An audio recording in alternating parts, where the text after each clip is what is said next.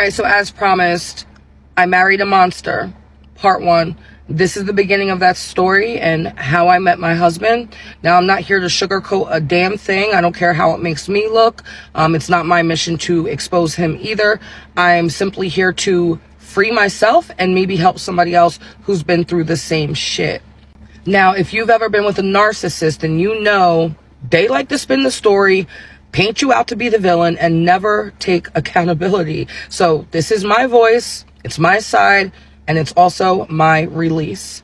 So the story goes back to 2014. I was 30 years old at the time. And, let me just keep it all the way real, give you a quick backstory about me. I had a pattern of toxic ass relationships. And it was like each time I kind of graduated to, a new level of some toxic shit, which is fucking crazy. But, my first love was puppy love in high school. We were together for like 5 years. And after that, I, experimented with a guy who was in the streets, which don't ask me why. But, young and dumb, and I had my daughter with him, and I quickly learned the hard way that, this life was not for us. So I moved on, I left, and then I upgraded, or so I thought, to an older man. Again, stepping out of my comfort zone. He was stable, he was a homebody, he was like settled down, and I'm like, cool. I kind of had to talk myself into getting with him, but he worked at the radio station. We were both into music, so it was supposed to be like a collaboration. That quickly turned into him manipulating me to be his girl. After about a year or two, a year and a half, he quickly showed his true colors. He was possessive, controlling, and turned physically abusive. I'm not going to go down the whole road of that, of physical abuse, because that's a whole nother animal in its own. But again, just wanted to paint the picture. So, I was engaged to both of my kids' dads, and both times I knew I deserved better. We deserved better. And I left. Now, by 2014, when I met my husband, I was still with my son's dad. Just graduated school. I knew that I was leaving. I had an escape route planned, and a friend reached out to me. She tells me about this book, The Secret. If you've never read it, I highly suggest you go get it, read it. It will and can change your life if you let it. Basically about the law of attraction and how to manifest and visualize the life that you want. I had made a vision board, okay? And the vision board had a house, it had a car, it had a man in a tuxedo, it had a bride in the bride's dress, it had a wedding ring, it had like stuff for my health, like all types of stuff. But I told the universe, because I was in a vulnerable place, knowing that I was really done and leaving my situation and going to be a single mom of 2 kids. Like, I told the universe, I'm not chasing love no more. He'll find me. If somebody out there is for me, they'll find me. And, that's when I detached. So that was the biggest thing. I stopped worrying about the when, the where, the who.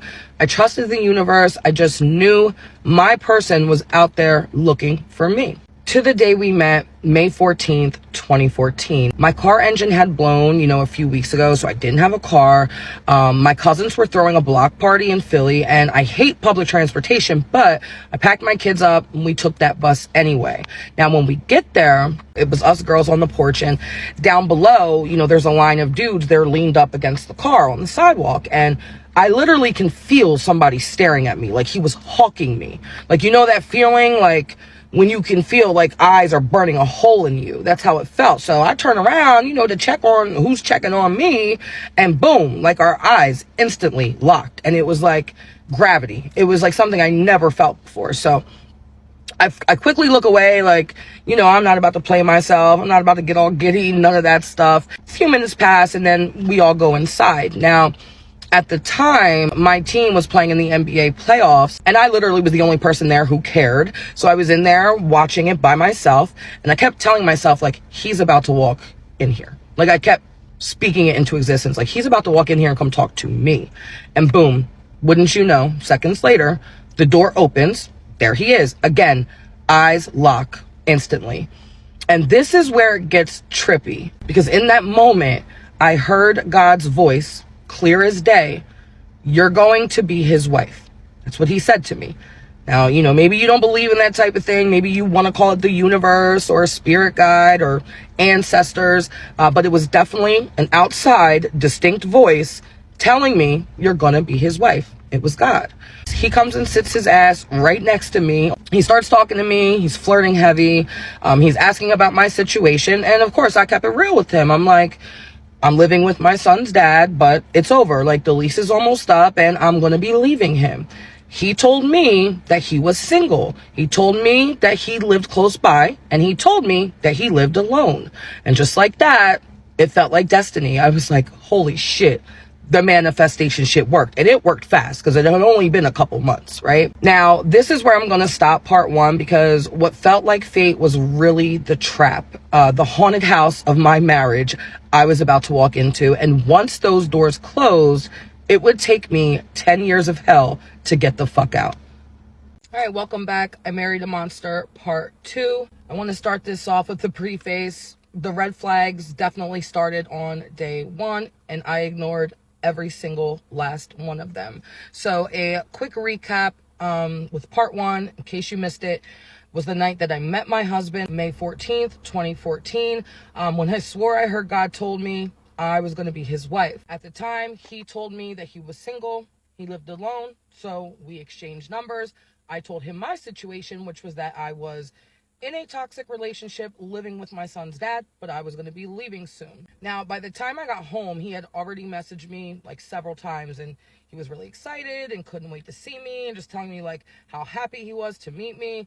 Looking back, it was probably red flag number 1 with the constant love bombing, moving way too fast, way too eager. Now, from then on, it was constant texting. So good mornings, good nights, all day long in between. And here's the thing that got to me.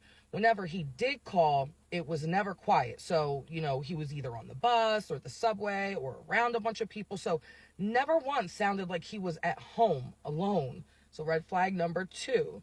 And anytime I asked about meeting up, his excuse was always, I got class. So over and over again, you know, he'd be like, I'm busy, I work, I have class. And every time I would say, you know, oh, really? Like, what class? What are you studying? And he'd dodge it, change the subject, or just completely fucking ignore me. Red flag number 3. So the day after I met him, I went to my mom's. I told her and my sister, I was like, yeah, I met my husband yesterday. And they're like, what? They're like, you're crazy. My mom was like, you know, you're always so quick to fall in love. Like, you don't even know this person. You know, so that was another flag. Just ignoring people who loved me the most, who were literally trying to warn me. Okay, now, a week goes by. Still, no invite to his house. No invite on a date out somewhere. Not once. But he kept trying to come to mine. In the middle of the day, he calls. He's like, are you home alone? Like, can I come through? I'm like, no. A couple days went by. He asked again.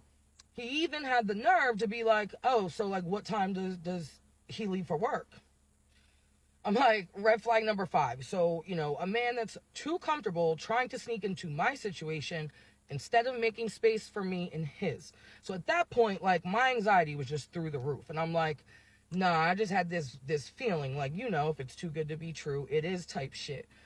I kept asking him, like, you sure you don't have a girl? No, I ain't got no girl. I ain't got no girl. Yeah. So now I'm like, okay, it's time for me to do some investigating. I'm like, so you have a Facebook? He said, yeah. But he's like, I'm barely on there like that. So I'm like, well, what's your name? Like, I'll look you up. So he's like, Billy Lemon. Who the hell is Billy Lemon? I thought your name was Bob. Red flag number 6. But he goes on to tell me that's his middle name, and, you know, all his friends, family, they call him Bob. So I'm like, okay, whatever. But his page, you know, I looked it up. The page was dead. It was a couple selfies, some New York Nick posts. You know, there wasn't any girls, no sign of a girlfriend, no relationship status, nothing. So, you know, for a second, I'm like, okay, well, maybe he's telling the truth. 2 weeks pass. Still, constant texting, barely any phone calls, no invites. So I finally press him. I'm like, what's up with you, yo? Do you have a girlfriend? Do you live with somebody? So he gets silent. He don't say shit. Then all of a sudden he's like, all right, yeah, something like that. Like, something like that. And here goes the truth. All of it comes out at once. He never lived alone. He lived with the girl. He never went to class. What it really was is he had gotten a DUI, went to jail, got court ordered to rehab. Now, when he got out, he says he moved in with a girl that he met while he was in there, that she needed help with her bills. You know, he didn't have any family around here, so he needed a place to stay. And, you know, he swore they were just roommates. You know, obviously, she was his girlfriend. So red flags, 7, 8, and 9. Like, the whole story was lies. So I just sat there. I was dumbfounded, for real. Like, I couldn't believe the shit. It was like a moment of silence type shit. I'm like, you know what, yo? I'm like, I'm cool off you. I said, just let it go. He's like, damn, it's like that? I said, yeah, it's like that. Peace. Banged on him. Deleted his number out of my phone. And, you know, I was just like, damn, like, I was devastated for real, because I swore this was the man that God had told me was my husband. Okay, so again, that was like end of May. Couple months passed. We're at the end of August. It's my birthday. I get a text message from a random New York phone number. I immediately knew it was him because I ain't know nobody else from New York. Nobody, you know, had my phone number. I just ignored it. About a week after my birthday, I finally left, you know, my son's dad. We moved out and we went back to my parents to start over. So that's where I'm going to end part 2, because somehow, some way, this man still found his way back into my life. And that's where the real nightmare begins. At this point, they both red flags. She got a man at home. He got a girl at home. What's the problem at this point? In this point of the story, I know we get into some more spicy topics in this story, but as of right now, both of them are red flags. You're still living with your baby daddy. Yeah. And I get it, you're about to move out and all that stuff, but how can you judge another man, even though he didn't say, I guess he did lie in the beginning, she was completely honest, I can get that. Yeah, I think that was the biggest red flag. But it's like, you still living with, but I think it's probably the rehab stuff, for real. I think it was more the transparency, because if that was the case, she could have just lied too. She was straight up. And the fact that she has kids, you got to think kids and a baby daddy versus you having a girlfriend at home, like that. I'm saying like that is like a bigger. What? No, I'm saying like I feel like her telling him like, yeah, like that she obviously comes with more. 2 kids and a baby daddy. Yes. Like you just come with a girlfriend. Yeah. So it's like I'm letting you know up front, like this is what I come with, and you're just like, oh yeah, I can handle that because I don't got none of that going on. Yeah. I got an open house. I live by myself. I don't have a girl. So it's kind of like she coming out of a situation. I'm about to be moving out, and he's like, basically like, I have an open space. And with him saying, actually, I do got a girl at home, it's kind of like, what the heck? Still red flags to me at the end of the day. I feel like if you're going to move on from somebody, you should give time to heal. Like her mom said, you love too fast. So that's a red flag. You know, not listening to your family is a red flag, yes, but also loving too fast is a damn red flag. You just as eager to be with this man as you are with the man you with. Like it just doesn't. So you got to look at it from both perspectives, if you ask me. But yeah, at this point, I will say both. But what do you guys think so far about this? Part 3, I married a monster. Last we left off, I basically caught him in like a million lies, told him let it go. A few months later, I did get out of the situation I was in, left my ex, moved out in with my parents. That didn't really go too well, so I moved in with a best friend. We are like, let's say the end of September. I wake up to a Facebook message at like 6 in the morning, and I'm like, you know, who the fuck is this texting me this early? So when I open it up, you know, to my surprise, it's Billy Bob. So I'm like, oh, wow. You know, and I open it up and he's like, good morning. And he's like, do you know who this is? And I'm like, yeah, I know who it is. Like your fucking picture and your name are there. Like, what's up? And he's like, damn, like how you been? You know, immediately gets into like, what's your situation? Did you ever wind up, you know what I mean, leaving dude? So I'm like, I tell him, you know, what's going on, where I'm at. He tells me he left the girl and got his own place. So I'm like, oh, you know, okay. Still kind of wasn't feeling it because of all the previous lies and red flags. But I did hear him out. You know, he basically said he had lied because when he met me, he like felt I was the one and he didn't want to like risk his chance or risk his shot with me. So I'm like, okay, you know, so somehow that day, like we just start talking all day back and forth. We talk on the phone for hours. That day turned into the next day, turned into all week. Finally, he's like, I really want to see you. Now, remember, he had the DUI and had just got out of rehab. So he didn't have a license. He didn't have a car. My engine still, you know, was done. I didn't have a car. he has his roommate come and get me. So come to find out, he didn't technically get his own place, but he moved in with some guy renting a room and basically like telling me he pretty much had the whole house because the dude was like a crackhead type shit. All right, so bam, the roommate, he comes, picks me up, we go out. Crazy enough, our first date was basically bar hopping. I mean, he didn't really have no set destination. It's not like he was like, I'm gonna take you out to a fancy restaurant or any of this. The roommate kind of tagged along most of the time. But nonetheless, we had a really great time. Of course, the attraction was like insane. I was feeling him, he was feeling me. And then once again, I'm back to thinking this is meant to be. So we chill, we hang out. I do wind up going back, home with him that night. We had a good night. The next day, business as usual. I go back home. He's texting me. He misses me like right away, telling me how much fun he had. Like, when can he see me again? He came to see me a couple of times. And like I said, we hung out a few times. I had took the bus there. And just normal, what I thought was dating. So, after a couple weeks, we were literally like inseparable. I mean, we were talking every day, all day. We'd be on the phone all night, just, talking for hours. We hung out as much as we could. And after about like a month, he asked, he's like, why don't you just move in? Like, we're together or talking all the time. Like, I want to be with you all the time. Like, just move in. So, of course, the idea, of living with him, it excited me because I was really feeling him and everything seemed to be going perfect, So, and then again, with my situation, it's not like I was in a stable place anyway. So I was like, okay, let's give this a try. So, I move in and at first everything's going great. He actually had a little doggy. Its name was Cookie, little Yorkie. And, we would take the dog for walks. I would help take care of the dog. I pretty much was like, oh, I got a man and a dog out of the situation. So about 2 weeks later, I come home one day and Cookie is gone. So I'm like, where's the dog? And I just remember, like, he literally was, like, fumbling over his words. Like, he did not have an explanation on where this dog was at. So now it's kind of getting, like, a little heated because I'm like, okay, something's not right type shit. Yet again, like, where's the dog? Why aren't you giving me answers? So then he's like, all right, I'm going to tell you, but you got to promise you won't get mad. So I'm like, what is it, Billy? He then goes on to tell me that the dog wasn't really his.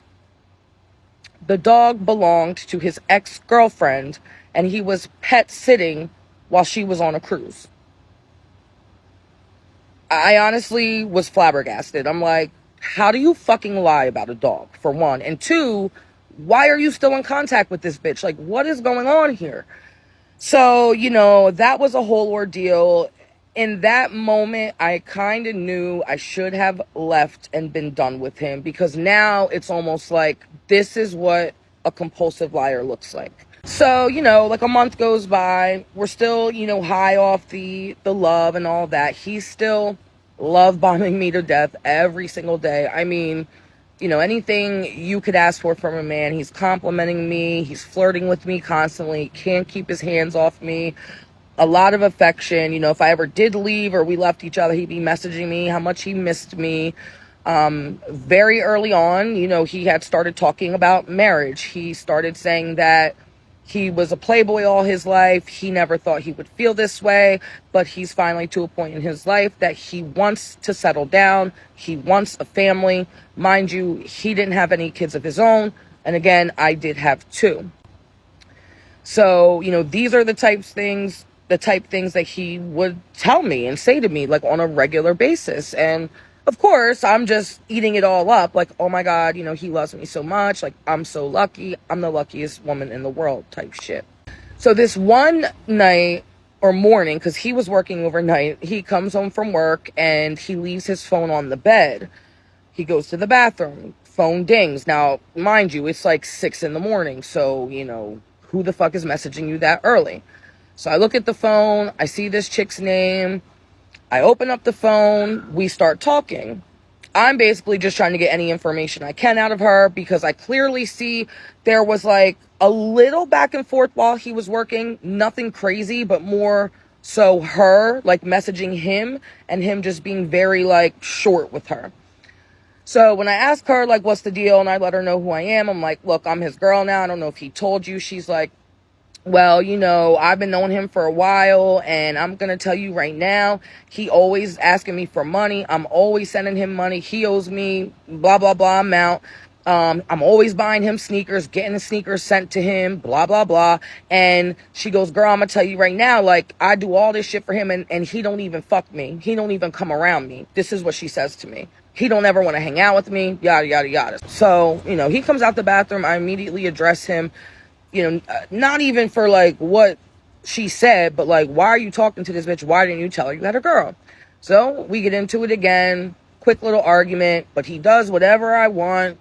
He's so sorry. He's begging me for forgiveness. He blocks the number, deletes it, tells her like, that's my girl. I'm done. I'm cool off you. She starts getting mad about the money. He says he'll pay her back one day, blah, blah, blah, blah, blah. Now, what kind of started creeping up over time, the more time I spent with him, was the drinking. You know, I drink socially. Most people do. You know, I didn't really see anything wrong with it. He was working a lot, you know, every night, overnight. And on the weekends, we would hang out. We would go out to eat. We would have some drinks. Sometimes we would just chill in the crib. I would get some wine. He would have a 6-pack. And we'd just talk, get to know each other. So I really didn't think much of it. So like one night I had like almost a full bottle of wine. It was big as shit. And he winds up passing out. It's like 2:30 in the morning. You know, we were up drinking. He passes out. I leave my bottle on the table. Next morning, I got up at like 8 o'clock in the morning. He wasn't in bed. I go downstairs.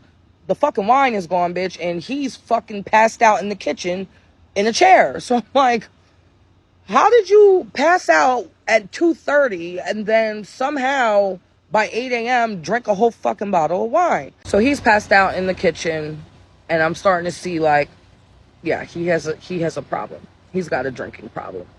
Again, like probably the 100th red flag that I just chose to ignore. Out of nowhere, like a few days later, he comes home from work one morning, tells me he quit his job. I don't know how I would feel about my kids living in a house with one drug addict for sure, that she said, and then another alcoholic. Yeah, this is just way too soon to even have someone meeting your children. At this time, she's still getting to know him. And at this point, we know he's a pathological liar. She shouldn't even have just moved in. I get that it was uncomfortable with her friend probably, but it's like picking a friend over a stranger. I'm pretty sure your friend will have your best interest as far as, you know, your children. Because now it's like you're living in a 2-bedroom with a person that does drugs and a man you barely know. So I'm just confused on where are the kids sleeping. It's just a lot of things that's unclear at this moment. So boom, he quits his job. That's where we left off. Here's part 4, continuing. I married a monster. So he comes out of nowhere that he quit his job, you know, no backup plan. Now, before I had got with him, about 6 months prior, I had actually stopped working because, again, I was in school full time. I was having health issues. I had my kids. So it was just a lot. So, you know, I was a stay-at-home mom. But I did have like a little online business to make some money, you know, so I could do shit for me and the kids and buy us stuff. So anyway, I didn't have, you know, enough to take care of everything. So I immediately go ahead back to the job I was at for years, you know, while I was in school, bartending and waitressing. But I was making like really good money. So, you know, on that front, we were good. I was a little irritated because I'm working all the time. Meanwhile, he really wasn't showing no ambition. He was laid up. Now, here's something that I had left out when we first initially talked, the first go around texting back and forth. So one day he asked me, he was like, yeah, do you know somebody named Tim? Now, again, my husband was from New York. He had left New York when he was 18. His mom sent him to Virginia to live with his sister. He was in Virginia for a few years, met a friend there, moved to Philly with this dude that he was friends with. All right, so boom, that's how he gets to Philly. I'm from the suburbs. So anyway, he says, yeah, do you know somebody named Tim? And I'm like, Tim who? He says the name, I'm like, sounds familiar. I'm like, but I don't really know, you know, who he was. And he's like, yeah, he says he knows you. He says, I work with him. He says he knows you. And I'm like, well, he don't know me because I don't know him. He might know of me. He goes on to say, he goes, yeah, he knows your dad. He said, does your dad work at Pepsi? And I'm like, yeah. And he goes, yeah, you know, he told me that your dad works at Pepsi and he gets to $1 or whatever. I'm like, oh yeah, okay, cool. Like, whatever, right? So now, you know, a couple weeks goes by. I'm the one working. I'm taking care of him, which again, you know, I'm an empath. That's what I do. I find somebody to fix type shit. He's like, you know, what's up with your dad? Like, do you think your dad could get me a job? Now I'm like, you know, my dad had been at Pepsi for like 30 years. He ran the whole quality control department. So at the end of the day, he could have got him a job, but you know, he don't know him, you know, plus the fact they didn't even like him because again, he didn't have a license. He didn't have a car, whatever. So, you know, at this point I'm getting a little irritated because he's not really showing any other ambition, trying to get a job. He's just slaying up. I noticed that the drinking's creeping up a little more too.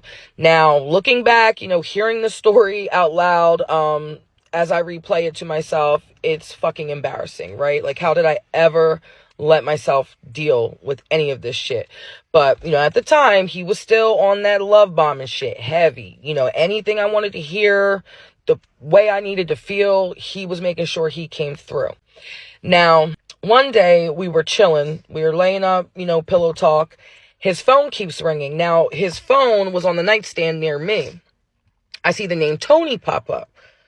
So when I say the phone, he was back to back to back to back to back. This man kept calling him. So I'm like, you might want to get that. Like, might be an emergency. You know what I mean? You know, so I'm like, what grown man calls another grown man like that? So now I'm starting to think, you know, something's up. I'm like, no, he probably saved some chick's name in his phone, some chick, you know, with a dude's name. So I'm like, call him back, yo. I'm like, I don't believe you. I don't believe that's another man calling your phone like that. So bam, he calls him back, has it on speakerphone. Now, when this dude picks up, there's no urgency in his voice. Like, wasn't shit going on like that. He just like, oh, you know, damn B, like, what's up with you? Like, and I'm like, what? Introduces me. He's like, oh yeah, this is wifey, yada, yada, yada. So when they hang up, he goes to tell me that he had met Tony in rehab and they became friends. You know, they both got out around the same time. Now, Tony relocated to New York after rehab, and because my husband's from New York, his aunt had a church in Harlem and his mom was a reverend. So he put Tony in touch with his family because Tony didn't have no family out there, according to him. Now, that right there was the gut feeling I should never have fucking endured. Because now that I know everything I know, it was clear as day what I was seeing, right? So now we get to the point of me going up to New York to meet his family for Thanksgiving. So this is my first time meeting them. You know, I had talked to them on the phone a few times, you know, a lot of speakerphone conversations, but I was excited, you know, to meet his mom, meet his brother, whatever. The brother had a girlfriend at the time. They were together for like 10 years. From what I heard of her, she was a lot of drama. She had beef with my husband's ex. She beefed with the other brother's wife. So I didn't really hear great things about her, but whatever. I'm going to give, you know, somebody the benefit of the doubt. So when we go to New York, we take a charter bus from Philly to New York. On the way, my husband's like, oh, you know, let's get a bottle. It's the middle of the day, like you're going to see your family. He has a bottle in his bag on the bus. He's drinking the whole way up there. And I'm like, that's not my thing, so I wasn't doing it. But what pissed me off was that when we got there, his brother was there waiting for us and the girlfriend, because they were picking us up, taking us to their house, and we were going to stay the night. The whole way to the brother's house, the shit was awkward as fuck. Like, as soon as we get in the car, his brother like, damn, son, like, you fucked up. Like, you stumbling and shit. Like, what's wrong with you, yo? Like, why you come up here like that? So the brother's jumping on him, clearly about the drinking. I'm looking at him like, why did you just put me in this situation? You know what I mean? So, all right, we get to the crib. Now, as soon as I get alone with the girlfriend, this chick starts with these fucking crocodile tears. She's like, oh, you know, we're so happy he met you. She's like, basically tells me the whole truth of the story. It wasn't just one DUI. That's not why he had court-ordered rehab and was in jail. It was 2 DUIs. And it wasn't just 2 DUIs. The second DUI, he had tried to run from the police. So Meanwhile, he gets locked up. Nobody hears from him. Nobody knows where he's at. His mom is like spiraling. She comes up to Philly, her and the aunt, they get a hotel. Now everybody's looking for him. I'm just like, yo, I really can't believe this right now. Like, what is happening? So now, it's confirmed all of the things that I've been ignoring or trying to push to the side or trying to pretend weren't in front of my face was definitely real. He had a serious, serious drinking problem. So boom. Next day, we go to his mom's for Thanksgiving dinner. And guess who shows up? The mom invites Tony to Thanksgiving. Because why? Again, Tony goes to the church. He's a part of the church community. And he had no family. So the mom invited him to Thanksgiving. So when Tony shows up, he's flamboyant. Like, fruity as fuck. Like, and I want to make a disclaimer now. There's nothing wrong with being gay, bisexual, fluid, whatever you want to do, that's your prerogative. But it is something wrong with not being honest with who the fuck you are and owning that shit, especially when you're in an intimate relationship with somebody else. And that's all I'm going to say about that. So as soon as we leave, and Thanksgiving was cool. Like, his mom, she was really sweet and everything. The rest of the family was great. As soon as we get on the elevator, the brother, he looking at Billy Bob, and he's like, yo, damn, son, like, what's up with your man's? Like, yo, he gay? Just like that. And the girlfriend, she chimes in. She's like, oh, he's definitely gay. Now, my husband is looking at me. He's acting like he's confused. Like, he don't see what the fuck everybody else sees, and I'm basically co-signing. I'm like, yeah, like, it was obvious. Like, I'm looking at him like, you can't tell? You don't see it? So that right there was like the instant, like, my gut was screaming, no, something about this shit ain't right. And then when we came home from New York, that's when he hit me with the, will you marry me? All right, part 5, I married a monster. So yes, he did ask me to marry him. Surprisingly enough, I did say no. He asked a second time. I said no again. And by the third time, I did finally say yes. By this point, when the new year had came, I had stacked up some bread. We moved back to the suburbs. We got a house. We got a car. He did get back to work eventually with some temp agencies. So things were like definitely moving along at that point. About 2 weeks after our engagement, he comes to me that he's seen on Indeed that Pepsi was hiring. Once again, he asked me if I can ask my dad to help him get a job. I reach out to my dad. He's sitting right next to me. I ask my dad, hey, can we get Billy Bob a job? He tells me I'll get him a job if he pushes back marrying you. And, I was really hurt by that. And I was just like, what? And I took the ultimatum to Billy Bob, and he was like, no, like, you're going to be my wife. I want to marry you. Like, I'm cool. So I told my dad, we kept it moving. A couple weeks later, my dad reaches out to me. He's like, do you trust him? And I was like, yeah. Don't ask me how the fuck I came to that conclusion, but yeah. And he was like, I'm going to tell you, I don't trust him. And he said, I'm going to tell you right now, when he gets everything that he wants and needs from you, he's going to switch up on you. That's what he told me. And I was like, okay, whatever. So now June comes and Billy Bob starts working at Pepsi. Now, we had announced our engagement about April, and I just wanted to do like something simple, a courthouse wedding. He, on the other hand, wanted this big grand affair. He said this was the only time he was going to do this, and he wanted a wedding. So I did pick a date in October. We started planning, inviting people. 2 weeks before our wedding, one day, he stops and looks at me and asks, would you still love me if I was bisexual? And I was like, what? I'm like, what? I'm like, are you? And he was like, yeah. He shook his head. He said, yeah. And I was like, you're joking, right? And he was like, no. And I was like, I was stunned. I really didn't even know what the fuck to say. And then he backtracked and he was like, no, I'm just playing. And I'm like, are you though? Because I kind of had a gut feeling all this time. And hey, like I said, there's nothing wrong with that, but at least give me the truth and let me decide what I want to do, right?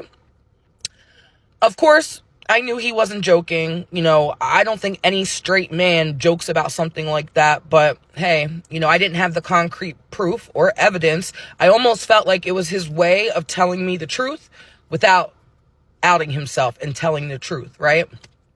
Nonetheless, the wedding was 2 weeks away. Again, everything was paid for, planned. I was excited to be his wife. I was literally blind in love. Our wedding night comes, and he decides to invite all these fucking people to stay the night at our house. So his brother, his brother's girlfriend, her cousin, his girlfriend. And I'm like, you know, we're first night husband and wife. Like, don't you think we should be alone type shit? Like, but of course, that's not, you know, what was on his mind. It was just about him and what he wanted and his family. So they stayed.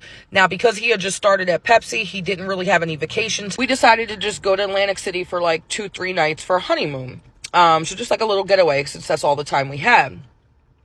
So the next day, you know, we wake up. Of course, everybody's taking their good old time. You know, they start drinking, him and his brother, like they're hanging out, still celebrating, like early in the morning. And I'm really getting fucking annoyed at this point. Eventually, they leave. We pack up to go ahead and hit the road. Of course, I'm driving to Atlantic City. By the time we leave, he's already passed out in the passenger seat the whole way there. When we get to the hotel, he stumbles up to the room, hits the bed, goes right to sleep. I tried numerous times to wake him up. I tried to be sexy, flirty, fun. He was not budging. I sat there, literal tears in my eyes. Like, this is my honeymoon? Like, this is what it is to be a wife? Like, what is this? So anyway, I'm not even a gambler, but I'm like, fuck it. Like, I got dressed. I got, you know, my hair, my makeup done. I go to the casino, bitch. I was at the casino all fucking night winning at that on the roulette. I had, like, people surrounding me. They're like, yeah, it's her wedding night. And in the back of my mind, I just was so hurt and devastated. Like, why was I out here by myself? This man didn't even call me. He didn't message me to check on me. Nothing. And then by the time I got back and he finally woke up and came out of his drunk ass sleep, he had the nerve to ask me what was for dinner. Like, what?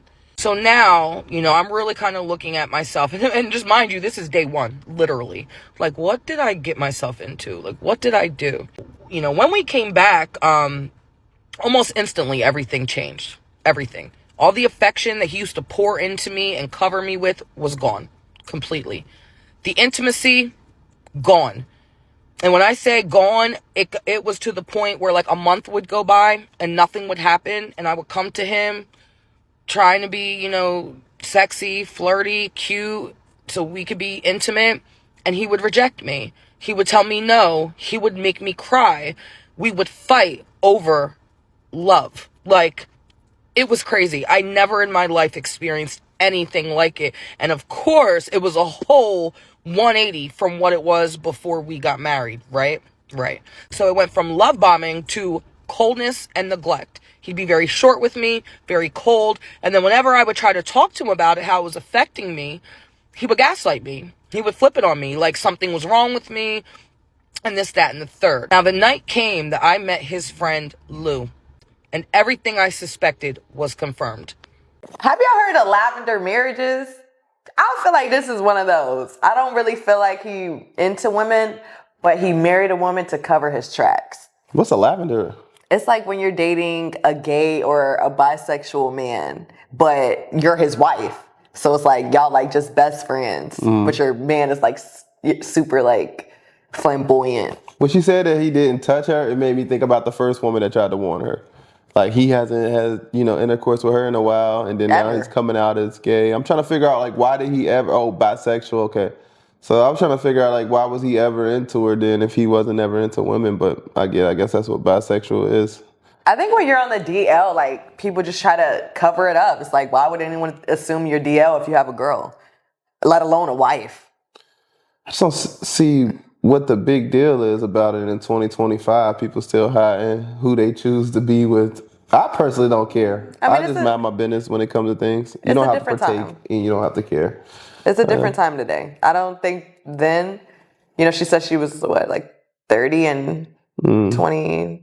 I don't even know. But the signs be there though. If a man don't touch you for that long, he either not into you or he just, you know, And for the wrong reason. Bisexual, I don't know. But at the end of the day, it's like, think about it like this. And I can't say that's all the cases, because sometimes men go through depression and they're not sexually active. You know, they might not want to be having intercourse and stuff like that. But I just found it very alarming when we just got married. So that should be like the height of all of y'all emotions. Everything should be still like in this, like, this should be like prime love bombing phase right here, right? So I feel like they should have had intercourse. It should have been like a thing. I can understand if years went by and, you know, it's just like it gets to that point where it's like, all right, we ain't having sex as much. But in the beginning, I don't see how like it will slow down unless he just decided that he don't want to be with women no more. I wonder if that's why he has to drink every time he's with her. Mm-hmm. It's like you have to literally convince yourself that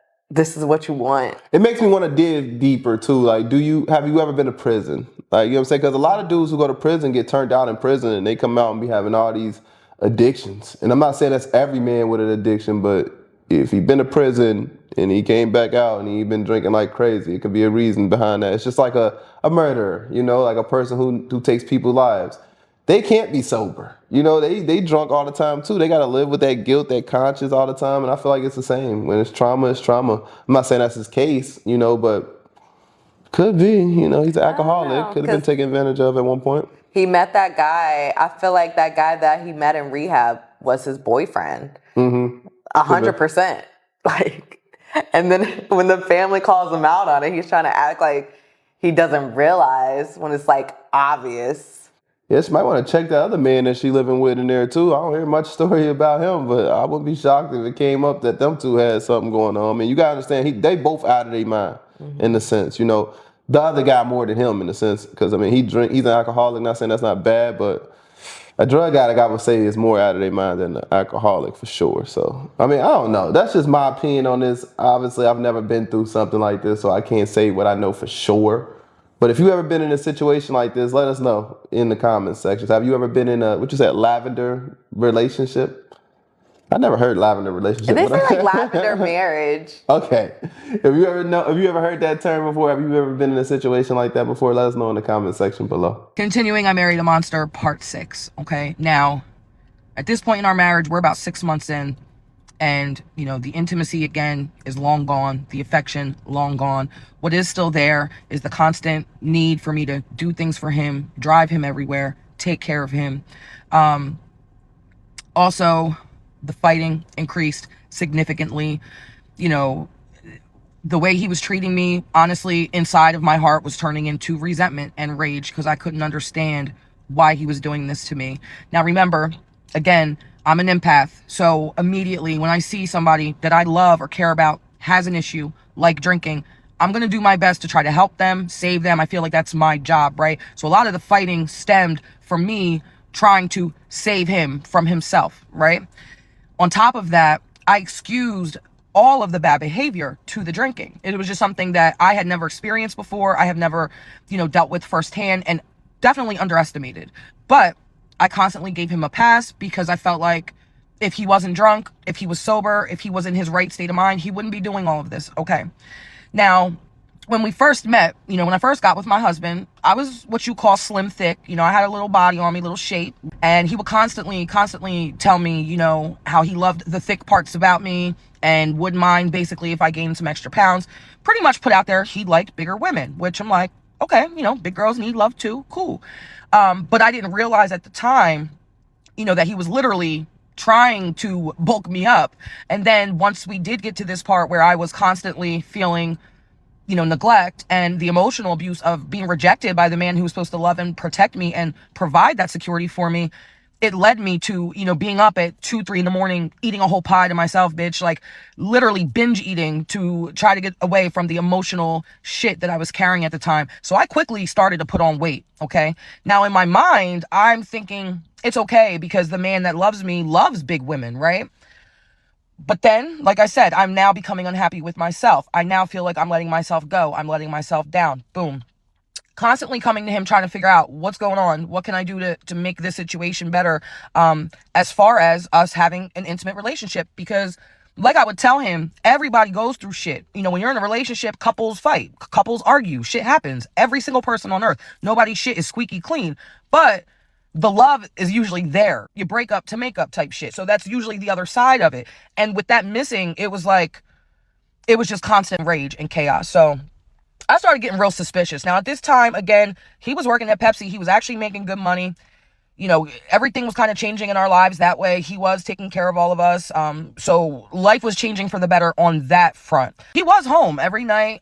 It almost turned to the point where I wasn't his wife. I was like his mom. So, you know, I'm constantly having to make sure he's good, take care of his every need, pack his lunch for work, make sure he eats, drive him where he needs to go. Because remember, he still had no license. We're taking him back and forth to work. You know, if he's drunk and acting like a fool and trying to do some stupid shit, I'm like, ho, ho, ho, ho, ho, ho, ho. So I was always on like 1,000 because I felt like I had to be. I felt like if I wasn't on his top, this motherfucker would spiral out of control and some crazy shit would happen. The phones were in my name, so I could see what was going on. I could see messages, phone calls. Like, I was on him because now I'm to this height of like, he's got to be cheating on me. Like, something has to be going on. Even though he was home in my bed every night, we had no type of intimacy. There was no type of passion. So now I'm starting to like really investigate. You know, I'm staying on top of who he's talking to. One day it finally hit me. I said, well, let me look in the internet history because I'm just looking at, you know, messages and phone calls. I look in his internet history and what I found was unreal. And there's so many times I see this topic brought up on, especially like, are we dating the same guy pages? Like, people don't realize how deep addiction goes. Now, when I tell you this man was neglecting me, rejecting me, and literally watching every day. And it wasn't just like he was watching it like a TV show, bitch. And he wasn't just watching any porn. He had a fetish with obese women.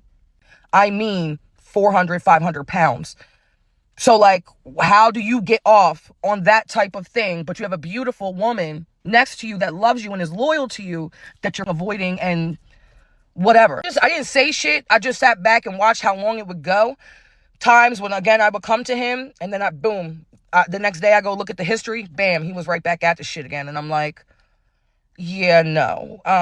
Finally I say something. Again, the gaslighting. Why are you in my phone? Why are you looking at my shit? Oh, you don't trust me. Oh, this, that, and the third. He had told me eventually, after some time, that one of the reasons why he fell back from our love life, because remember in the beginning, this shit was fire, because I put on weight. Mind you, he literally told me to put on weight. Like, so now he's body shaming me. Now I'm feeling so down about myself that I'm like, I don't even look in the mirror and recognize myself anymore. And it just completely escalated from there. Now, the other thing I noticed about him that I always thought was weird is this guy loved to talk on the phone. And when I say talk on the phone, I mean he would be on the phone for hours. People weren't calling him. He was always calling people. 99% of the time, it was men. 90% of the time, he'd have it on speakerphone. And I'd just be in the background doing shit, cooking, cleaning, whatever. 30 years on earth, I've never met a man who actually enjoys talking on the phone. He would get on the phone with a friend, Lou. This guy would sound drunk. He's drunk. And they just go on and on and on. And 90% of the time, they talk about the same shit. Every fucking, like, how you talk to the same, whatever.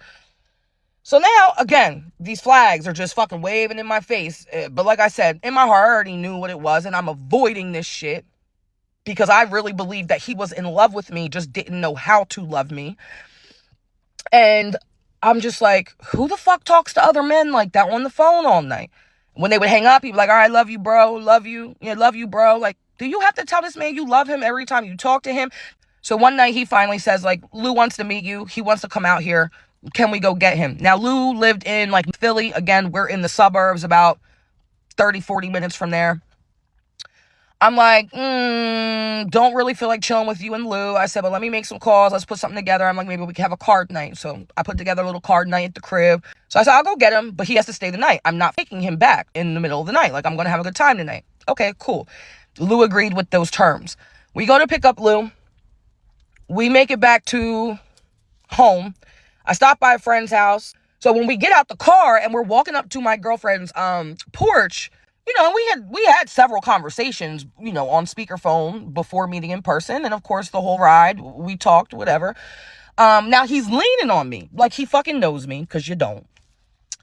And he's like, damn, B, like, you in the way. And I was like, what? And he was like, yeah, and now that you around, me and B can't give each other no more.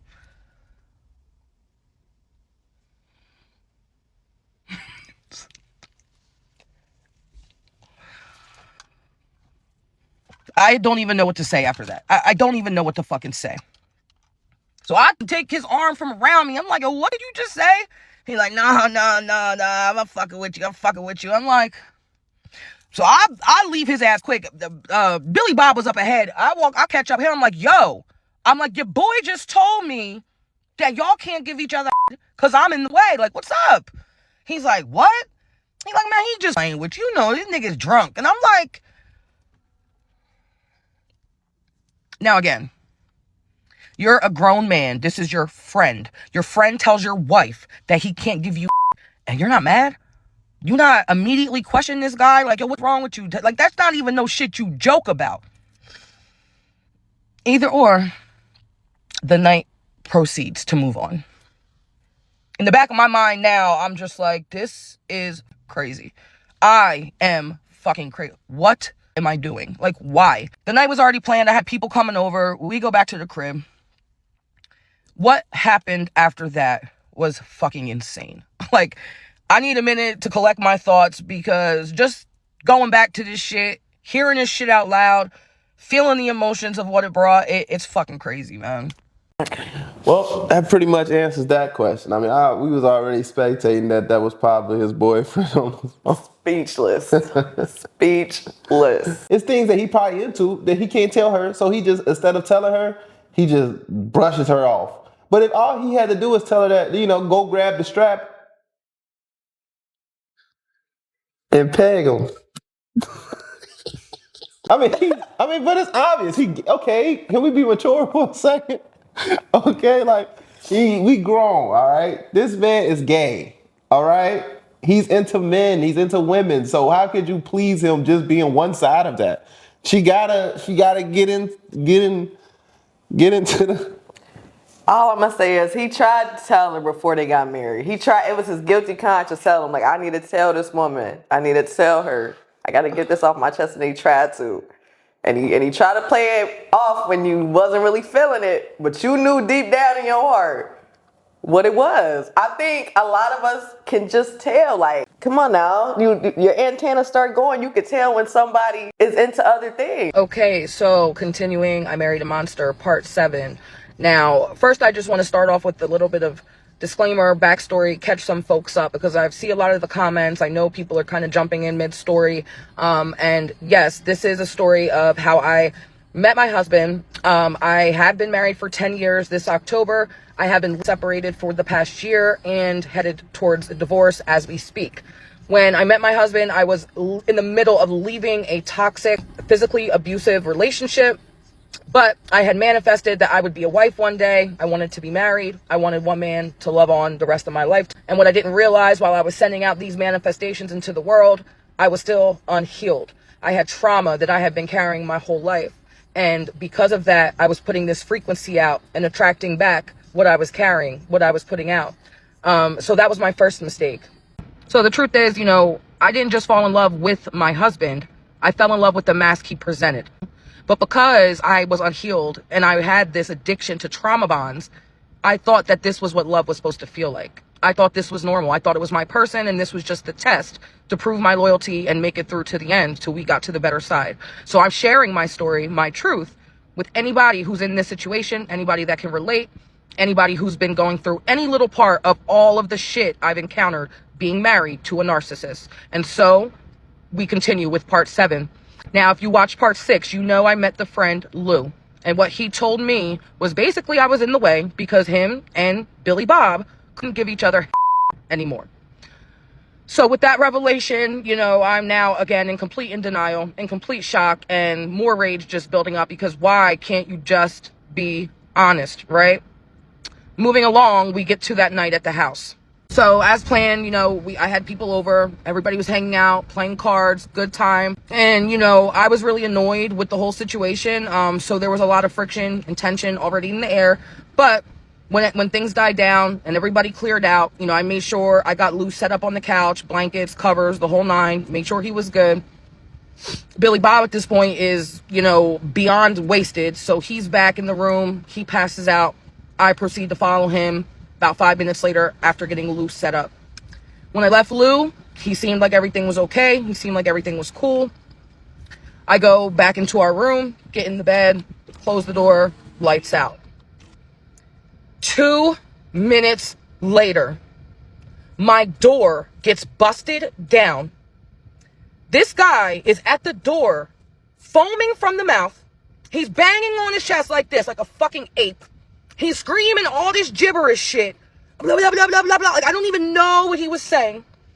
Billy Bob is passed the fuck out. I'm hitting his ass. I'm like, yo, because I jump up. Now I get out the bed like I'm about to rumble this dude. I look to find something to pick up because, like I said, at this point, I feel like I'm about to get fucking attacked. At the same time, this fucking useless ass dude is laying up in my bed, passed out still, never budges. So now I'm screaming. I'm screaming for him to wake up. I'm hitting him to get up. I'm telling him, like, yo, get your man, about to kill your boy, yo. Somebody's about to get hurt. Like, the shit is about to go down. He gets out of his sleep. He's like, what's going on? What's going on? Lou, he pacing back and forth now down the hallway. He just still on this rowdy shit, the foam. Yo, I honestly, I don't know how it didn't escalate past that point. Because I really, really, really feared, like, for my life in that moment. And I was really ready to stand 10 toes down and do whatever I had to do. Like, because that wasn't going to be me type shit. I don't know what kind of shit is going on. I'm telling him, your boy got to get out. I put him out. He finally gets up. It was this whole ordeal. And, the crazy thing is, of course, this didn't die down for like days, right? And me and him would keep fighting about it because he never showed any type of like concern. I mean, he did agree. He was like, I don't know what that, like, I never seen him act like that. Like, that's crazy. But like, if one of my people's acted like that, you know what I mean? Especially treated my husband or somebody I love like that, like, I would have had to beat their ass. Like, simple as that. Like, we would have been scrapping because like, why are you over here fucking drawing in my house? But, of course, Billy Bob doesn't really seem to show no real concern about the shit. So yet again, I'm put in this position where I have to be the bitch, right? I got to be the one that looks like something's wrong with me because now I'm like, you got issues. Your friends got issues. The people you fuck with got issues. Like, all y'all are on the same shit. That's why you gravitate towards these people. You know what I mean? You all on some funny ass drunk shit. And honestly, I think because it was just so much emotion with what happened, like, it did not hit me that man must have had all that rage because he must have been jealous. Like, when he seen us go to bed together, he must have really got fucking jealous. Like, then it's hitting me what he had said earlier. Now it's all making sense. I'm like, yo, because on some real shit, if you're watching this story, you already know I was completely in denial. And it's not even like I was in denial, but it's like when you know something and you drive yourself crazy because you keep trying to get the truth. You keep trying to figure it out. You keep trying to, you know what I mean? Or put the pieces together and the shit ain't adding up and nothing makes sense. But you know in your heart what it is. But like your eyes are showing, like it's just, I can't even explain how I got manipulated to be that much in denial. Or if it was just the fact that, like I said, because I didn't know for sure, I just kept making excuses. I kept giving a pass. After that night, I didn't hear from Lou for a long fucking time. You know what I mean? And I think months went by. And if he even tried to mention his name, I'd be like, you're joking. Don't bring up his name. Don't talk about that man. I don't even know how you can even be friends with somebody like that after that shit. How do you not immediately cut somebody to fuck off after all that? But nonetheless, he didn't. And after months went by, he finally came to me on speakerphone, oh, it's Lou. Like, he really wants to apologize, this, that, and the third. And you know what I mean? I'm not the type that's going, like, never forgive nobody. Honestly, he don't mean shit to me. So, like, I've been moved on type. You know what I mean? I'm not going to carry that shit around because I've been through worse days and worse shit. And to be honest with you, it wasn't even, the friend wasn't my concern. It was Billy Bob and how he handled the shit and his reactions and how he just chose to move on from it like it wasn't nothing.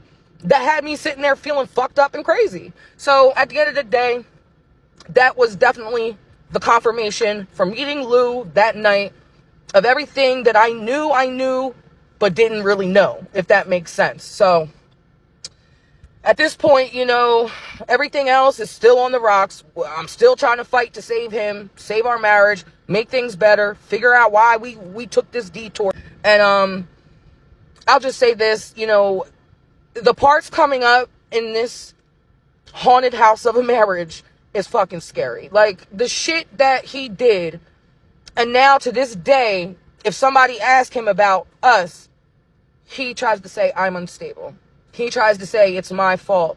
He was an addict, that he couldn't stop drinking. I was his trigger. After all of this shit that I've just told y'all, he's saying it was because of me. And that was the last straw. That was the last straw. Anybody who's been through the shit that I've been through with this man, granted, if I chose to go through it or not, it can fucking break you down. It can break you. I see why people wind up on Snapped. Like, I could never understand why somebody could do, like, I can see why somebody would end up on that shit. Because people play too much with people's emotions and feelings and heart, and that shit ain't cool, man. But I got something coming for y'all for part 8. We're going to skip a beat into about our 3-year anniversary when shit really hit the fan. You know, I like to call it the hotel of hell. Yeah, you don't want to miss this shit. Stay tuned, babe. Catching up here, my husband was a bisexual, undercover. He was also an alcoholic, a narcissist who literally was using me as a scapegoat to cover up his lie. And on Halloween night, shit got really spooky. And it's the night that he disappeared, and I had to track his phone down to a fucking hotel. So Billy Bob, also not his real name, by the way, really set the tone on this one. Now, if you remember from the beginning, he did not have a license the first few years we were married due to 2 DUIs. I literally had to drive him all over the place and take care of his every need. Just like my dad had warned, when he got what he wanted, he would switch up on me. So at this point, he had his license for about a month. We had to go through a lot of shit to get it. He had to go to drug and alcohol classes. He had to take the test again. We had to pay a lot of fucking fines. But nonetheless, he got his license back. Now, at this point in our marriage, we had gone through a lot of shit, as you remember. But he never, ever, ever, ever had done anything to, like, step out of our marriage. Meaning, you know, he never would be out. You know, I didn't know where he was. He never, like, cheated physically. Anything to my knowledge, because we literally were always together. Probably because I was always fucking taking care of him. Here we go at our 3-year anniversary. So it just so happens to be Halloween night. He winds up getting like a gallon of fucking vodka. Winds up getting drunk by the time I get home. The next day he wakes up. He proceeds to finish drinking his gallon of vodka. So literally in 24 hours, this man, 120 pounds, had drank a whole gallon of fucking bottom shelf, cheap ass vodka. Was drunk out of his mind. We get in a fight about that. I go to get in the shower. When I get out, he's gone. He took my car and he left. So now I'm freaking out. I call his phone. He's not answering. You know, I'm sending messages. He's not responding. I don't know what the fuck is going on. So now I'm just freaking out because, again, he's drinking and driving. He took my car, or one of my cars, and I have no clue where he went. So at this point, I'm just really super fucking irritated. About an hour goes by. I get a phone call from him. He tells me he's at Lou's house. So not like that makes matters any better, because now it's like, okay, so you're drinking and driving, and now you're at your fucking boyfriend's house. So who knows what the fuck is going on. Either way, he said he needed space. He was going to clear his mind. He was going to sober up, take a nap. He'd be home later. I say I'll come get him. He says no, hangs up the phone. A couple hours go by. I'm calling, messaging, calls going right to voicemail. Messages aren't going through. So now I'm starting to panic a little bit. So then it hits me. I said, well, let me go in the call log and find Lou's phone number, right? Because obviously he's been talking to him, calling or messaging. I go in the call log. I get Lou's phone number. I call up Lou. I say, Lou, where is Billy Bob? He says, Billy Bob was here, but he left. He left a couple hours ago. So now I'm starting to really freak out, because I'm like, okay, his phone is off. He left Lou's. Who knows where the fuck he went? He probably wound up in jail. He probably crashed. He probably got pulled over. Who knows? Because at this point, hours had passed since he says he left Lou's house. I'm starting to get upset. I'm like in full-blown panic attack. And I just remember thinking like, what the fuck? And then it hit me. I knew his Apple ID. I set it up. I knew the email and the password. So I'm like, oh shit, I can use it. Find my iPhone. Boom. I go on Find My iPhone and it worked. But because his phone was off, it showed me his last location, which was at Lou's. So now I'm like, okay, so he left his friend's house. And just to let you guys know, Billy Bob is not the fucking brightest bulb in the bunch. So he's not very bright. He's not good with direction. So I'm literally like, where could he have drove to without having his phone on? Like, what is happening right now? Either or. At this point, I'm thinking, should I start calling police station? Should I call hospital? And I'm constantly calling, texting, going to voicemail, location not updating. And then finally around 11 o'clock at night, the location updated. And I was like, oh shit. And you wouldn't believe where the fuck he was. A hotel in Trenton, New Jersey. And my heart literally fucking dropped. I just was fucking dumbfounded. I couldn't even believe the shit. And I'm just like, who the fuck is he at a hotel with? And when the fuck did he plan on coming home? Because again, he had never done no shit like this. He did a lot of shit, but nothing this fucking bad. So immediately I'm like, okay, I gotta get to this fucking hotel. Now, the kids are in their sleep, and I call one of my best friends. He lived around the corner. I said, yo, I need you to come sit with my kids.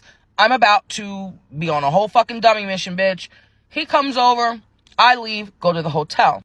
So when I get to the hotel, I find my car parked in the parking lot.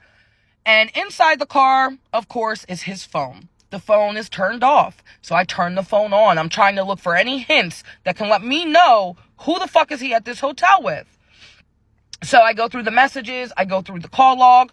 Nothing. The only last call he had was to Lou. So nothing is pointing to any direction of who did he meet at this hotel? Who has he even been talking to? Because to my knowledge, like I said, he's always with me. He's at work or home getting drunk.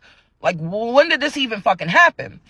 So now I'm feeling like, okay, this motherfucker is feeling bold tonight, but it ain't no way that he ain't leaving this hotel to come home. Because he ain't fucking that dumb.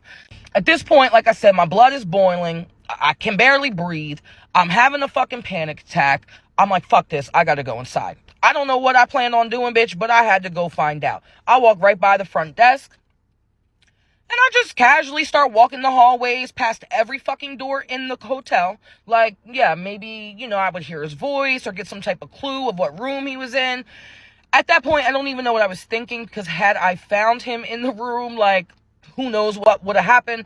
But nonetheless, of course, I wasn't going to knock on every door, and I did not get the confirmation I needed. So I go to the front desk. I showed the man my ID with my last name. I said, listen, my husband is in this hotel. My car is outside. I said, this is an emergency. I need you to call his room and tell him to come down here. The man goes on to tell me that doesn't matter if I'm his wife or not. He can't give any customers information. And furthermore, he can't even confirm or deny if the person is in the hotel. I'm like, cool. I said, no problem. I'll just sit the fuck outside. So at this point, I go back in my truck and I'm sitting outside. Like I said, on my mind, I'm thinking, he's got to come out of this hotel any second, because there's no fucking way that he did not plan on coming home. So I'm sitting in my truck. At this point, like 4 o'clock in the morning comes around. I mean, I'm crying. I'm hyperventilating. I don't even remember feeling so much pain in my, like, physical pain from being shocked and just betrayed. And I'm just like, what the fuck is happening? It's like 4 in the morning. I'm like, fuck it. Okay, I got something for his ass. I said, let me get home, get to my kids, because they're going to have to get up for school soon. I get them up for school. I take them to school. I tell my best friend, I said, let's go. We about to go to this hotel in Trenton. Now, if you know, hotel checkouts are about 11 o'clock. At this point, I had dropped my kids off at school at 9 a.m. So I'm like, that's perfect, because he didn't come home. He didn't leave. I'm steady checking the location. I said, so now I'm going to find him and the bitch he's with when they come out the hotel. So I kind of had a feeling the whole time on who he was with, because I knew his ex, which was the only real serious relationship he was in before me, was from Trenton. I kind of felt like he had to be with her. We had had words in the past when she found him on Facebook. again, asking him for money, and basically, oh, I see you're getting married, and I'm like, yo, just fall back, like, you'll get your money, like, leave it alone type shit, because I could already see she was on some funny shit.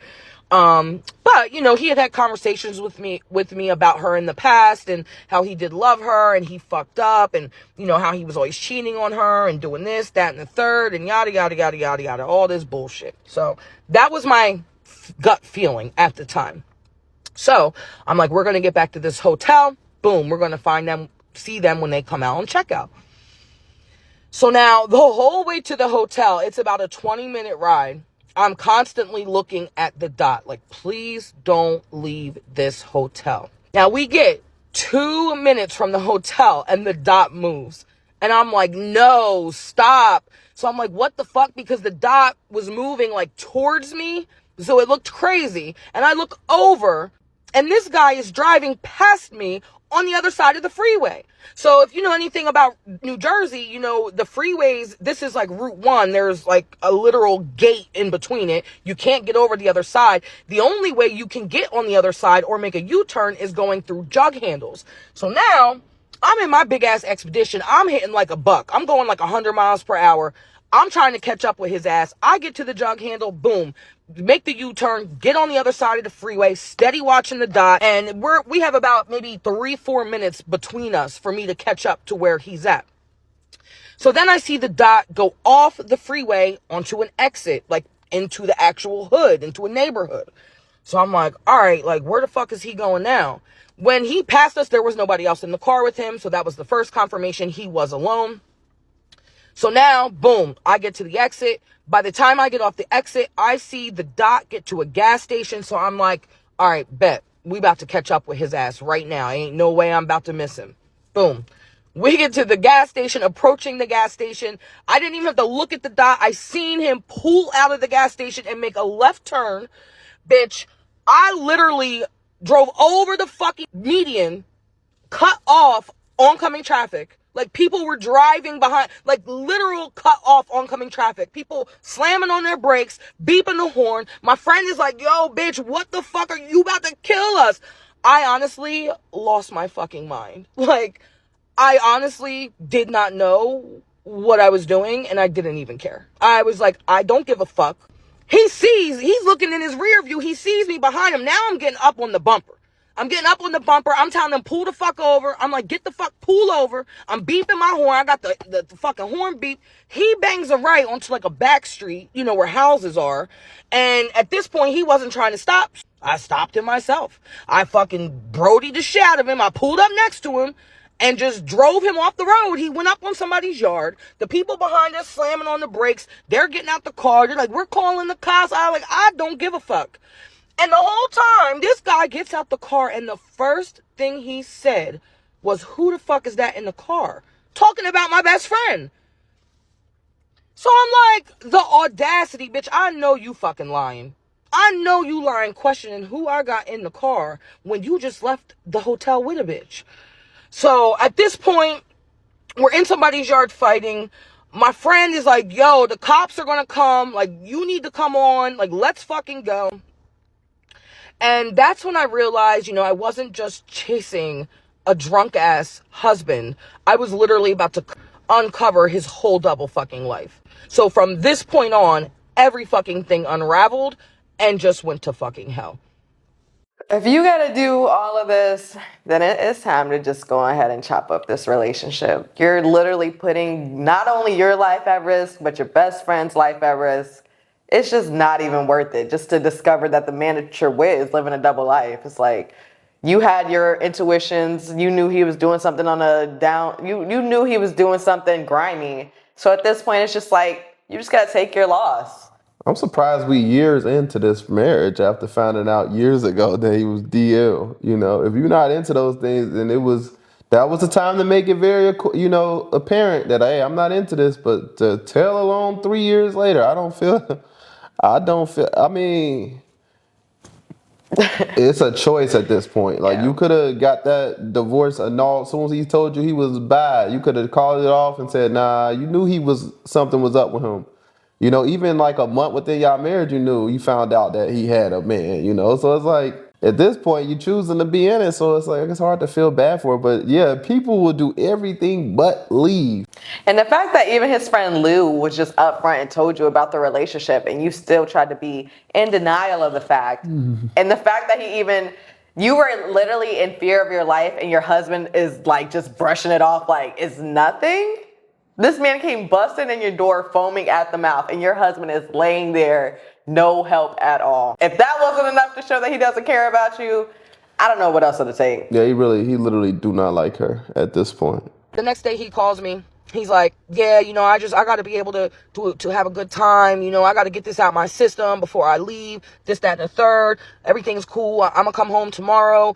We can pack my stuff, and then, you can take me to the airport. Again, I'm like, whatever. Because at this point, I'm to the fucking my wit's end with this guy. To me, I felt like the sage literally pushed the evil out my fucking home. Because that's what they say it does. So like I said, he says he's going to come back Saturday. Now, Saturday, I'm out. Now, this whole time he's going to lose, he's playing fucking games. He ain't picking up the phone. He's not messaging me back. Every time he does call, he's drunk as shit. He's slurring. I don't even know what he's saying. And I'm just getting so fucking frustrated because I'm like, yo, you're really about to leave for a month to go to rehab and you're hanging out with fucking Lou?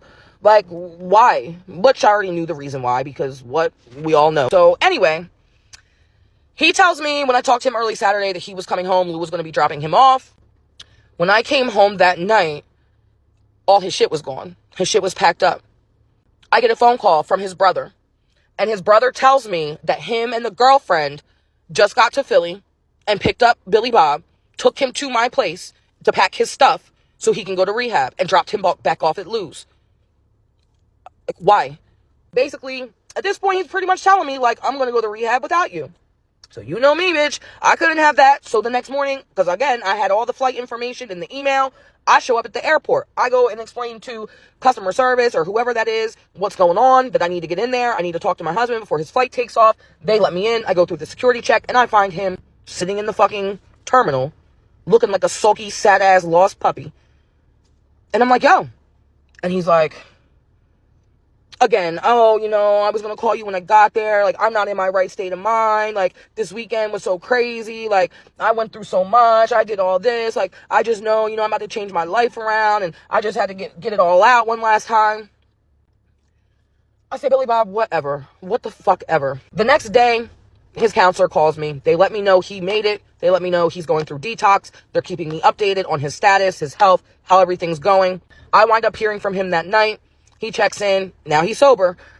Oh, God, I'm so sorry. I love you. I messed up. Like, can you ever forgive me? Like, how did I do this? Why? How did I get here? Like, thank you so much for helping me. Yada, yada, yada. Tomorrow, I'm going to be calling you with the counselor. Like, can we do, a family session? I'm like, whatever. Again, at this point, I'm just like, it is what it is type shit. Like, nothing you say is fucking true. So who fucking knows? He winds up calling me with the counselor. We do the therapy session. At this point, he's saying he has a problem. He's sorry for what he did to hurt me. He doesn't want to lose me. I'm like, do what you got to do. I'm here, whatever. We did a couple family counseling sessions. He would call while he was there. And basically, when it got towards the end, he let me know, this is my flight. This is when I'm getting in. I'll be here tomorrow. Boom. Will you be at the airport? Yes, I'll be there. And I go to pick him up at the airport. And you would think that, he's coming home. Everything is going good. He's sober. And wouldn't you know, Billy Bob had some more fucking tricks up his sleeve, bitch. You won't believe this one. Of course, Billy Bob had some more shit up his sleeve, right? So he gets in a car, and he's like, I'm not coming home. I'm like, what do you mean? He goes on to tell me that the place set him up with an outpatient therapy at a halfway house, and that he still needed time because he wasn't ready. And I was like, okay, I understand all that, and I support that, but like, I've talked to you every day since you've been in this rehab, and not one time did you tell me that you were going to a halfway house and not coming home. So I said, where's the halfway house, Billy Bob? He tells me that it's in Jersey. And it's like an hour away from where we live. And I'm like, that was the closest thing you can find. He goes on to tell me, I know it's not what you wanted to hear. I'm sorry I didn't tell you. I didn't want you to be upset. Like, I thought, it was better that we talk about it face to face. He's like, but the good thing is it's outpatient. Like, I'll be able to come home. I'll even be able to sleep out some nights. And because, I worked it out with insurance, I'm going to be able to keep the job and getting the disability. So I'm like, okay. I take him home. He packs most of his stuff. We go ahead to this halfway house. So the first week or two he's there, it's pretty intense. Like, he's really not able to leave like that, because he's in a lot of like group therapies and like all this other stuff, and like meeting with his counselor. So he didn't have a car at the time. Like, every other day or a few times a week, I would go up there and get him, bring him home. Like, he would hang out with us. We would have dinner. He would stay, and then I would take him back before curfew. So then finally he gets to a point where it's less intense and he's able to start, staying the night out once in a while. He has a later curfew and, he can make some moves. So he winds up taking a car with him. Now, when he was coming this whole time, his attitude was his demeanor was very cold because now he was sober. And I felt like he was just very irritable, very agitated. Like I had to walk on eggshells, right? Because he just didn't seem happy about nothing. So then I started noticing, now that he had the car and he would come, that he was acting a little different. And I didn't want to accuse him because I didn't want to start nothing, but I started to sense, I think he's drinking. But mind you, the whole time he's telling me, the halfway house is very strict. They give breathalyzers, they do drug tests, all of this. So I'm thinking there's no way that he could be going there, getting drunk, and still living there. Boom. He comes the one day, and now at this point, he's, slurring a little bit. And I'm like, oh, shit, he's drinking. And we wind up getting into it, and he leaves. And then it hit me. I said, let me check the Apple ID. I want to see where he's going.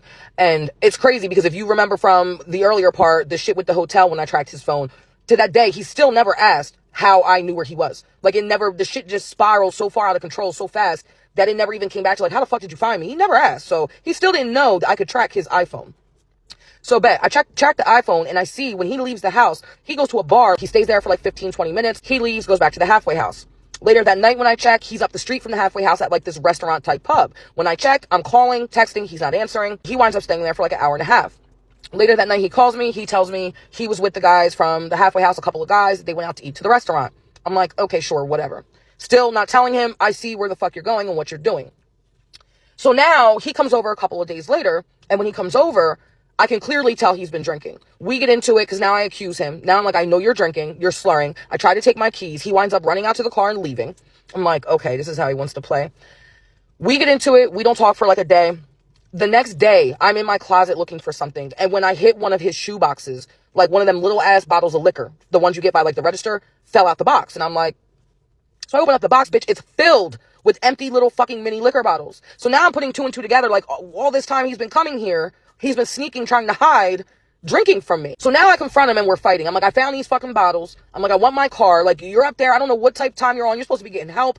This shit is crazy. You know what I mean? So boom, we start fighting. He tells me that he really needs to focus. He needs to get more, meeting times in with his sponsor, because now our fighting is causing him to want to drink. I'm like, whatever, Billy Bob. So I let it go for a couple of days. We're not really talking. And then I get a phone call from the halfway house. They tell me that Billy Bob has not reported back in over 24 hours. Therefore, he couldn't take his drug test. And because they haven't been able to get in touch with him, they said never showed up. So we had to report it to the insurance company. They asked me if I could come pick up his stuff. I told him, yeah, I'll be there tomorrow. I look up Billy Bob's location. I see he's somewhere in New Jersey. I'm calling, texting, can't get through. His mom, everybody's calling him. So I call up my best friend. I'm like, yo, we're about to go get my car. It's somewhere in New Jersey. She's like, what's going on? I'm like, I don't know. This guy's, he's in the fucking rehab drinking. He got kicked out. I don't know who he's with or where he's at, but we got to go get my shit. So boom, we get to New Jersey. Now this place is an apartment complex, 40 minutes from where we live and about 40 minutes from the halfway house. So when we pull up, I find my car finally in the parking lot. There's 8 different units. They're condos. So each one had a private entrance that it's parked in front of. So I don't know. I'm like, my first instinct is I'm about to just knock on doors until I find him. Because what? I knock on one door, nobody answers. I knock on another door, lady comes, opens the door. She's like, I'm like, yeah, it's Billy Bob there. She's like, bitch, I don't know you, Billy Bob. She slams the door in my face. So I'm like, all right, let me go check the car. I'm like, maybe I'll get lucky. When I go in the car, I find a duffel bag in the back seat. It's got his clothes, couple pair of Jordans, and his phone. The phone is on. It's just chilling in the duffel bag. So I go to the phone. I immediately go to the messages and the phone log. And bitch, what I found in this phone was unfucking real. But I couldn't even dive that deep at this point. I just needed to find out where Billy Bob was. So I go right to the messages, and there was multiple conversations with multiple people and females. And I go to the first one that says, I'm on my way. I'll be there, from him. Boom. I open up the message to somebody named Jackie, and she sends the address to where the fuck I'm at. So now I know he's at Jackie's house. So it didn't even take me 2 seconds. I'm like this. Call, right? Hello, Jackie. Hi. This is Billy Bob's wife. I'm actually out front of your apartment right now. I could literally hear her jaw hit the floor. You could hear a pin drop. And I'm sitting there trying to listen, to see if I can hear Billy Bob, you know what I mean, in the background, and nothing. I'm like, yeah, you can let Billy Bob know that I'm out front, and I'm taking my car, I'm taking his stuff, and you can have him. Click, hung up. Took the phone, everything. So we leave. My girl follows me. When I get home, I unraveled The shit is like a fucking movie. The shit that this guy was doing while he was supposed to be doing right in a halfway house was fucking insane. Okay, so the night I caught him cheating, tracked him to Jackie's house, took my car and all his stuff and his phone, and left him there. I told you the shit was like a fucking movie, what I found in his phone. Picking up with part 15. I married a monster. I get home, so I finally have a second to like collect my thought. Mind you, I'm completely fucking devastated. Like, I honestly, I don't think you thought it was bad before the night of the hotel, the horror at the hotel. Like, no, this was on a whole nother level. I'm going through the phone. He was a whole catfish page. He had a whole catfish with a fake name. He said he was from New Jersey and lived in New Jersey, where the halfway house was. He had took our pictures and cropped me out and used them for his catfish profile. And he literally talked to like every female in the zip code. I mean, he must have went down the whole list of chicks in the zip code to, I guess, trying to find somebody that he could use and go stay somewhere and get drunk. In his inbox, it was like a million females. And every single one, it was like on repeat. The same time, he was hitting them with the same corny ass lines over and over and over. Then had the nerve on his profile to say his headline or whatever was, "I don't want somebody who's for everybody." Like, and you have a whole beautiful ass wife that's only for you, that you neglect and use and abuse. But anyway, so I'm going through, all these profiles, and wouldn't you know it, I happened to come across somebody named Jackie. And when I opened up the messages, it was like extensive history. He had talked to her the first time he used to deal with her was before I even met him. So he met her on Plenty of Fish, and the bitch was still there waiting, like 5 years later to get caught again. I don't know. So by the time I'm sitting here going through the phone, I get a phone call from a random number. It's him. He's taunting me. He's telling me that, bring him the car back. Where's his stuff? Like, he didn't even know what to say, I guess, because he felt so fucking dumb. Told me that he had another phone, that this was a phone that he had, and, basically, whatever, just talking all this shit. I'm, like, obviously screaming, cursing, yelling, crying, going fucking crazy. When 12 o'clock came and his money hit, I transferred all the money to my private account. But he's such an idiot, he didn't know, because we had a joint account, that I had my own account set up, with the same bank on the side. So I just, boom, transferred all the money to my account. So now I left him there with no bread, no nothing. The next day, I go to the halfway house, just like I told them I would. I collected all his stuff. Like I said, he probably had about 10 pair of Jordans and a bunch of clothes, whatever. And I picked up all of his shit, went home. After another week or two, when he was just taunting me, he was showing up at the house. Like, when I would leave and I would come home, there would be, like, random shit that was done to the crib that, like, was, like, obvious. Like, okay, I was here type shit. It was just fucking crazy. Like, one night, he showed up to my crib with this bitch. She's in the car. She pulls up, and he knew I was there. And he tells me to come outside. I come outside. She's in the driver's seat of her truck. She's talking all this shit, yelling through the thing. She had the window cracked like this. I'm like, bitch, get the fuck out the car. I'm telling her, get out the car.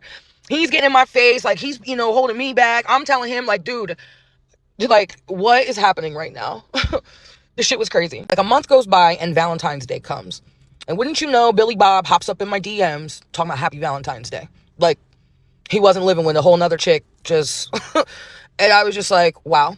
And then messaged and said, "You're going to be my wife forever. Like, I'm never letting go of you." And I was just like, so I guess that was his way to weasel himself back into my life. Slowly but surely, we started communicating a little bit over time, until eventually he called me one day and said that he had got himself back into the halfway house. He went to his counselor and to, like, the program he was working with, and, they helped him get back, and he wound up working it out where he got, the insurance was still covered and all of that. He said, again, that he's sober. He needs to be sober. He's going to detox. Like, he doesn't want to do this anymore. Yada, yada, yada. You know how sorry he is.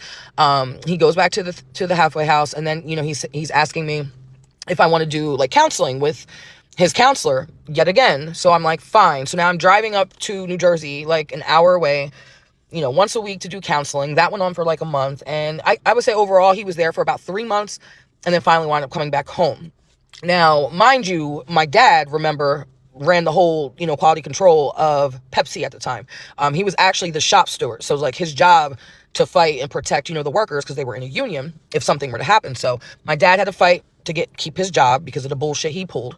He was able to go back to work, and he finally came back home.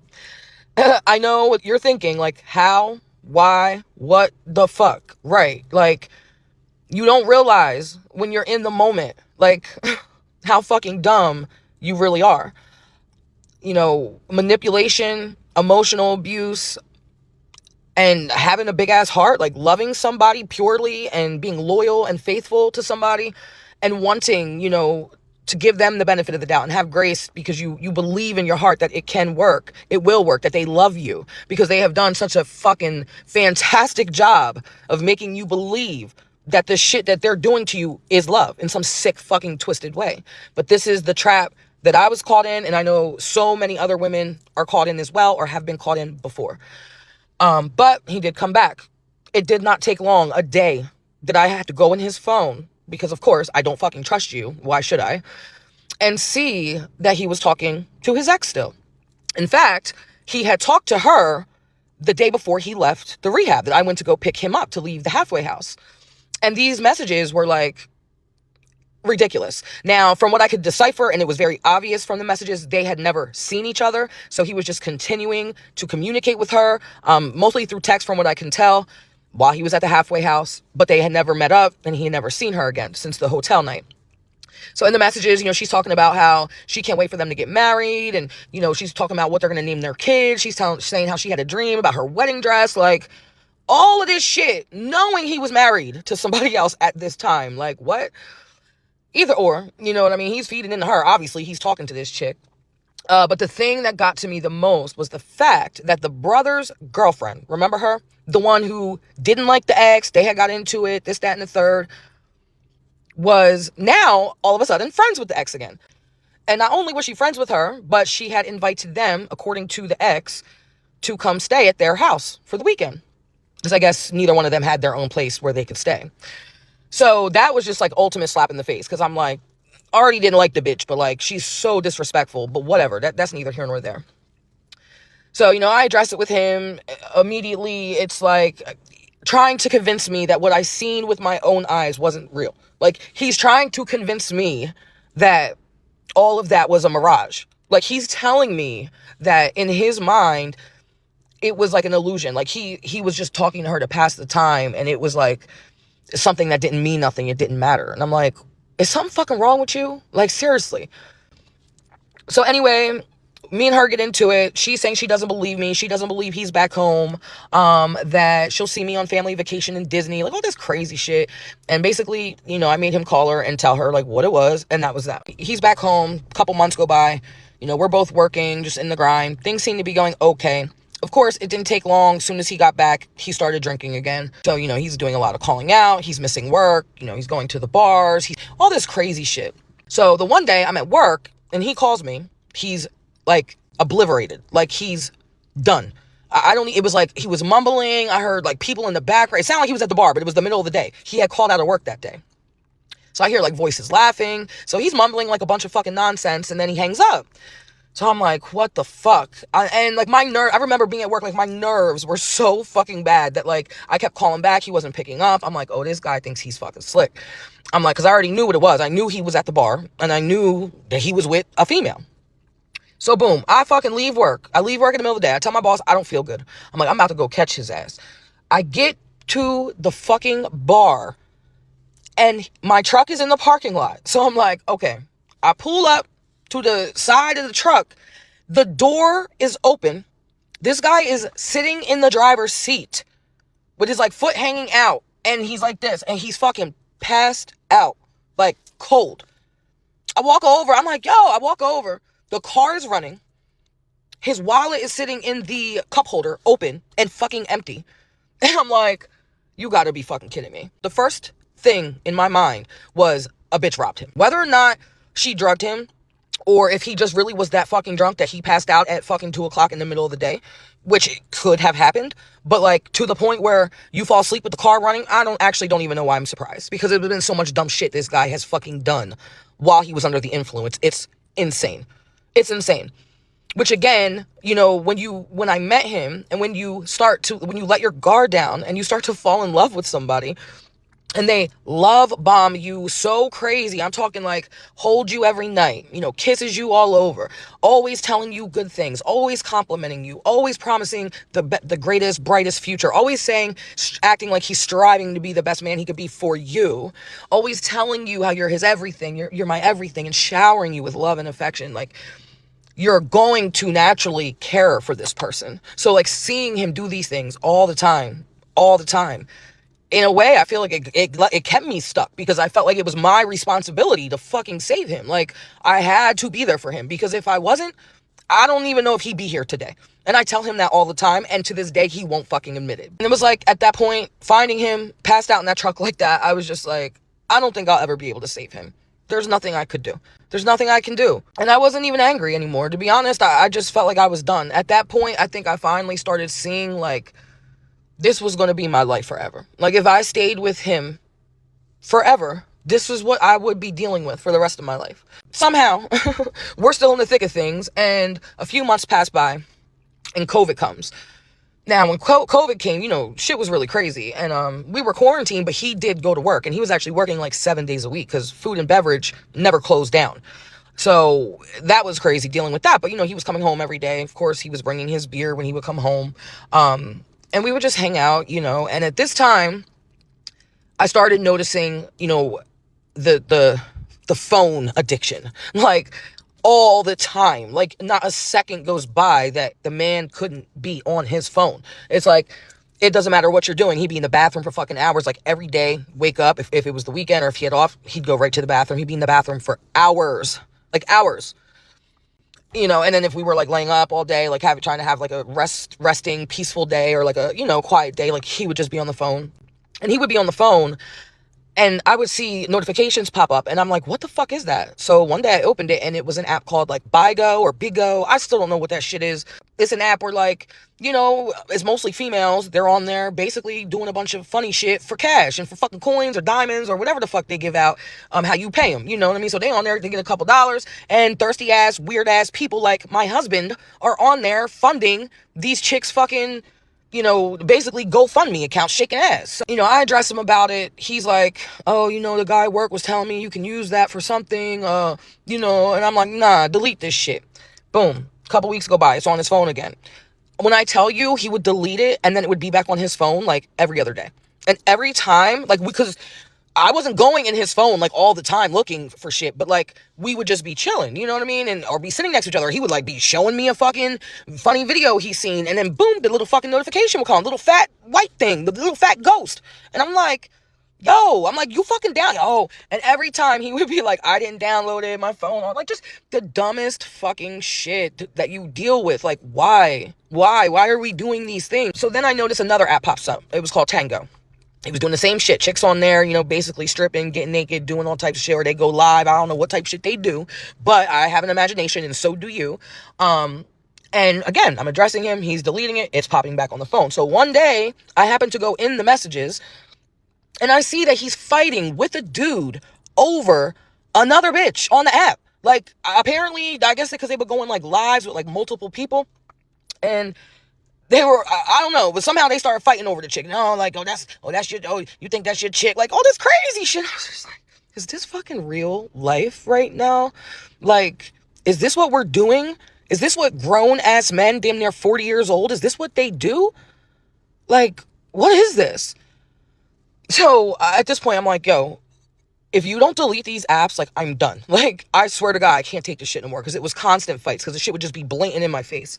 He would also go on Instagram. All of a sudden, he liked Instagram, and we never, like, I had an Instagram, but we were never on it like that. We would just be on Facebook. I'm like, duh, you know, so you can go to somebody's profile and see everybody they follow. Like, you follow nothing but OnlyFans. Well, he followed some athletes and rappers, too. A lot of athletes and rappers, but you followed a lot of fucking OnlyFans bitches too. And then when you go on his Instagram, all they show, you know, follow this, suggest, is fucking OnlyFans chicks.